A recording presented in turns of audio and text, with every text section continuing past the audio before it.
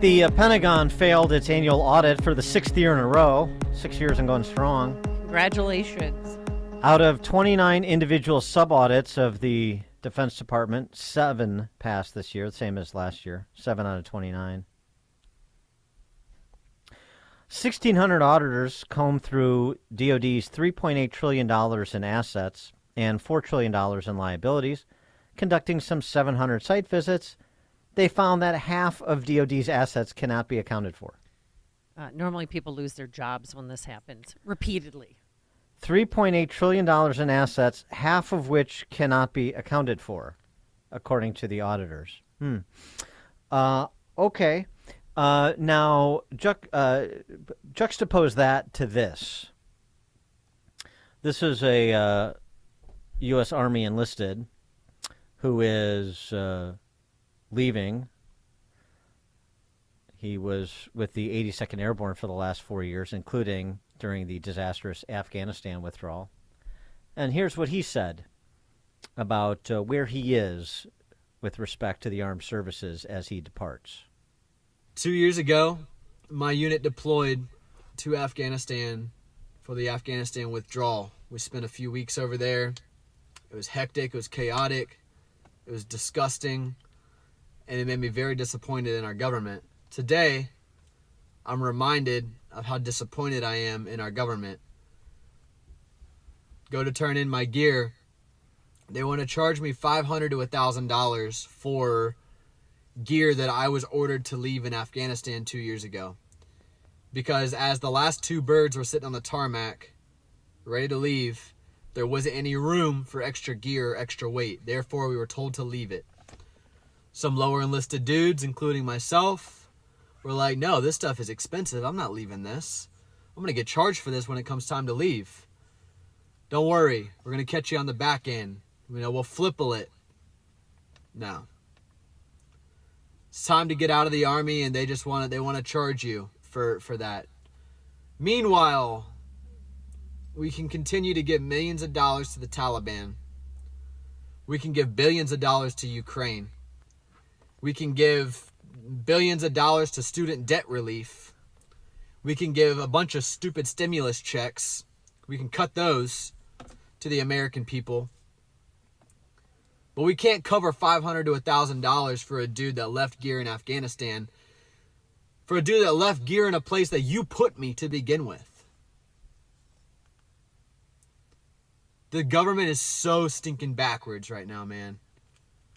This administration's last priority is the American people. And inside of the American people, their last priority is their soldiers, their Marines, their airmen, their Navy.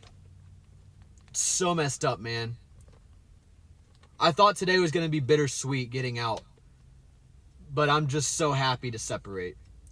I'm very, very excited to stop serving my government and just getting started serving my country. Important distinction. Well, that $500,000, that'll help when they're trying to reconcile the books with that $1.7 trillion in assets they can't seem to find. Honestly. Clown world. A lot of people are fed up. I don't know how many. We're going to find out, though. Stephen Bucci served America for 3 decades as an Army Special Forces officer. Don't know how much he had to pay to get out. Top Pentagon official as well. He's visiting fellow at the Heritage Foundation's Allison Center for Foreign Policy Studies.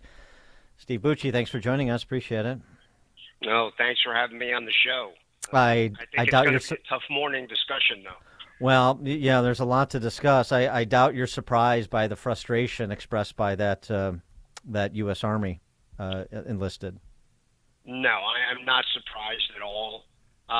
If you want to go to the audit thing first, I was in the Pentagon for quite a few years, and every year the Secretary of Defense looked at all of the leadership and said, guys, we need to do an audit. We're like a business. We should be able to give an account for everything we have and everything we've spent. And every year, all of the other leadership in the Pentagon, both uniformed and civilian, massively pushed back and said, boss, it's not really important. We don't need to do this. We're fighting 2 wars. We just need to push that off. And unfortunately, they did. They were able to convince him. And as a result, they still can't pass an audit. And I'm with you guys. If this were a business, the shareholders would be kicking the leadership of the organization out. And you know what? We're the shareholders as the American people.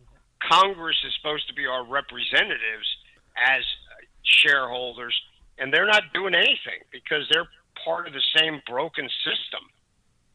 Taking it down to the tactical level of this young man that was speaking there, I understand the frustration. I've turned in equipment that I never took out of the packaging because I didn't use it. And when I went to turn it in, I had some young enlisted guy look at me and say, "Well, sir, I'm sorry, you got to clean this." And I said, the bag is still sealed. What do you mean I got to clean it? And so, I mean, there's a lot of stupid in an organization as big and complex as the military. But this one in particular, when soldiers were ordered to leave equipment, there needs to be a memorandum of record done when they get back to put in their supply files and say, on this date, Captain so-and-so ordered Private Smith, Private Jones, and Private Brown to leave these pieces of equipment, strike those from their record, and or charge the captain who ordered them to leave it. You could do it either way, but to try now and collect that from the young enlisted guys as they're getting out is horrible. I would be talking to my congressman immediately and saying this is wrong, and I need some support. But that young man should not be charged that money in any way, shape, or form. He's right. That part of it is totally backwards. Mm. Well, and not particularly good when recruitment is down to have videos like that circulating, which speaks to more than just the $500 or $1,000 he's going to be charged, which is insane and infuriating. But beside the point, I mean, he's really talking, as you heard him, more globally about how enlisted are, at least some, feel they're being treated and or prioritized as compared to. As compared to what they were sold when they enlisted. It's just the disconnect between serving your government and serving your country. And if a soldier is making that distinction, you can bet a lot of his compatriots are too. Yeah, you're absolutely right. And if this stuff always shifts when you go from fighting a war where everybody's really rah-rah, got to support the troops, let's do everything for them, to okay, the war's over, back to normal. Let's start doing all of the insane and inane policies that we had before. And in this case, you have an administration who doesn't prioritize the military, either their readiness or their ability to fight. They're more concerned that the military get everybody's pronouns right, rather than be able to fight. And as a result, we have adversaries around the world that have got to be just chuckling, watching us and watching particularly our civilian leadership, but sadly our uniform leadership too, who are not focused on the right things. Well, let's go to the commander-in-chief and go from the ridiculous to the more ridiculous. Here's what Joe Biden had to say, President Biden had to say over the holiday about the Hamas attack on October 7th. He's had enough time to think about it now, and he knows why they attacked. I cannot prove what I'm about to say, but I believe one of the reasons why Hamas struck when they did was they knew that I was working very closely with the Saudis and others in the region to bring peace to the region by having recognition of Israel and Israel's right to exist. And a railroad from Riyadh to through the Middle East to Europe. That's why Hamas attacked, he thinks. This is a guy that in his campaign and since then have vilified the Saudis, have said they are like the worst guys in the world. That's why he leans towards Iran, because he doesn't like the Saudis, because they were really mean and hurt that poor man, Mr. Khashoggi, who I love, is always characterized as a journalist. he wrote 2 op-eds for the Washington Post, and he was an arms dealer and a paid intelligence agent of the Qataris, who are basically enemies of the Saudis. But because they did that, I mean, God help us, we could never touch anybody who's painted themselves a journalist, even though he was an enemy spy and a traitor to his own country. But then for Joe to say that he's working for peace, he has not wanted to work with Netanyahu. He has pushed back on everything that Israel has done, not just him, but everybody he's appointed, including people who were paid employees of the Iranian government working in both the State Department and the Department of Defense. And now he thinks Hamas is worried about meetings he's having, and that's why they attack people. You talk about a narcissistic personality. Yeah. This guy is really over the edge. He thinks the world revolves around him and what he does, and most of the world is just going, man, I hope Biden gets elected again because we're having a good time when he's in charge. Well, I mean, what do you think of his job so far, though? Because I don't know what team he's on, but over the weekend, he suggested that now he's working to extend the ceasefire. And he said blatantly he doesn't know the list. He doesn't know who's on the list. And then he went out Christmas shopping. So where is his heart in all of this? Because I don't feel like it's not there. No, it's not. He is reading the cue cards that he's handed by his handlers. He is, at least when Woodrow Wilson was loony, they put him in a bed and his wife made the decisions. They just didn't tell anybody. Joe Biden, he thinks he's really in charge. And it's clear he's not. It's clear his staff, and I'm not, to be honest with you, what's really scary is I don't know which ones are really the people making the decisions, but it's clearly not him. He is unable to do this job. I think he was unable to do it since his inauguration.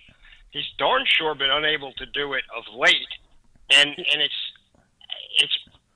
sad to me as an American that our commander-in-chief is not capable of doing the job that he was elected to do, at least by half the country.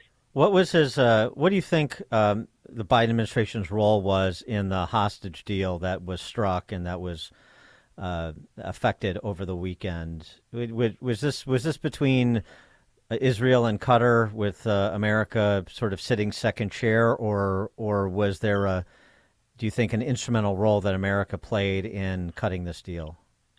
I think America's role was to push Israel because we think we need to do that. I think that was kind of loony.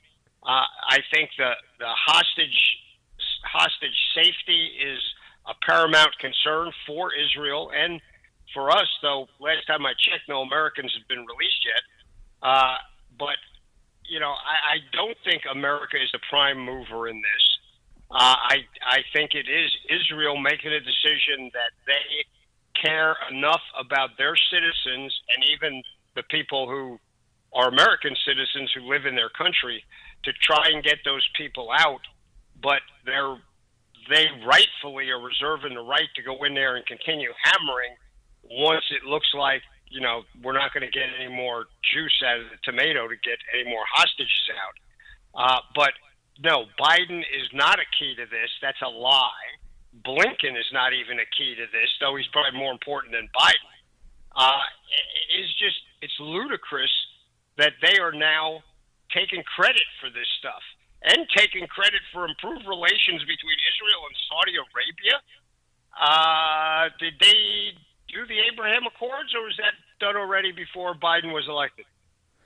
I want to ask you about a couple of other things. One, we talked about, I should say, on Wednesday before Thanksgiving, this former air marshal who spoke to Fox News about what air marshals are doing right now, which is they're doing one of two things, according to her, U.S. air marshals. They're either at the border acting as administrative aides to border security, passing out water and things like that, or they're part of the Open Skies program, Quiet Skies program that is surveilling individuals who were in the D.C. metro area on January 6th, surveilling them still 3 years later, tracking their movements through flight, even though they have not been charged, these Americans have not been charged with any crimes. And we spoke with one, actually, on Wednesday from the Chicagoland area. Do you know anything about that? Is that your understanding that that is what U.S. Air Marshals are doing? I was not aware of that until I heard that conversation. It doesn't surprise me. When the FBI has admitted it turned away from investigations into child pornography and child abuse, like interstate pornography and child abuse, so it falls in their area, to investigate everybody who happened to be somewhere in the Washington, D.C. zip code on January 6th of 2021. It's ridiculous to me that we have done this, that a small group of congressmen and the Department of Justice have decided that the crimes committed or alleged crimes committed on January 6th are somehow the most heinous crimes that have ever been committed in American history and need to get every bit of the law enforcement structure of America focused on them to the exception and of everything else. That's ridiculous. If people broke the law, fine, investigate them, charge them, give them a trial, and it should be done fast, and they should be treated no worse than any other criminals out there. But that's a pretty small group of people in my mind, not the massive numbers, and definitely doesn't warrant continued surveillance because they happen to be in Washington that day. Well, here's another surveillance program that maybe people who are unconcerned about January 6th defendants, or not even defendants, those being surveilled for no particular reason, at least legitimate reason, maybe they'll be more interested in this. This, harkens back to James Clapper lying to Congress about the metadata collection. A surveillance program tracks more than 1 trillion domestic phone records within the United States each year. This is according to a letter sent by Democrat Senator Ron Wyden of Oregon to the Department of Justice. The surveillance program, known as Data Analytical Services, has for more than a decade allowed federal, state, and local law enforcement agencies to mine the details of Americans' calls, analyzing phone records of countless people who are not suspected of any crime, including victims. This is done in coordination with AT&T. Do you know anything about this? I don't know about that specific program. I know, we found out when Edward Snowden released all of his stuff that the programs that everybody in government thought were good to go and were okay because they had the FISA court overseeing them, that would be sufficient. We found out that, one, the FBI has totally bent the FISA court system. Yeah. And lied to them, and that when it got out in the press, the American people pretty much uniformly said, not no, but heck no, this is way too intrusive. And that was back during the beginning of the Obama administration when all that came out, and all that was supposed to have been rolled back. To find out now that there's still another program as yet ongoing and every bit as intrusive as any of the others, just with a different name, that's wrong. That is deliberately ignoring the very open and strong signals that the American public gave that is not what America wants. They do not feel that's legitimate, and I think they're right. Who can stop the surveillance state? Perhaps the answer is no one at this point, it would seem. When they control all that stuff, it's kind of hard to find all the things they're hiding. So, yeah, it's Congress has to have a bigger, more active role. They have to push on the Justice Department and the intelligence community. The problem is you got major parts of Congress, the House, it's too close to really be an effective club against this stuff. And the Senate doesn't seem to be interested. They think they're the House of Lords and that they're in bed with the administration. So they're not going to push at all on those executive branch agencies which is where the problem now lies. Stephen Bucci served America for 3 decades as Army Special Forces and top Pentagon official, visiting fellow at the Heritage Foundation's Allison Center for Foreign Policy Studies. Steve Bucci, thanks as always. Appreciate it. Thanks for having me, and you guys have a great week. You too, and he joined us on our turnkey.pro answer line. The more you listen, the more you'll know. This is Chicago's Morning Answer. On AM 560, The Answer. Signature Bank is Chicago's fastest growing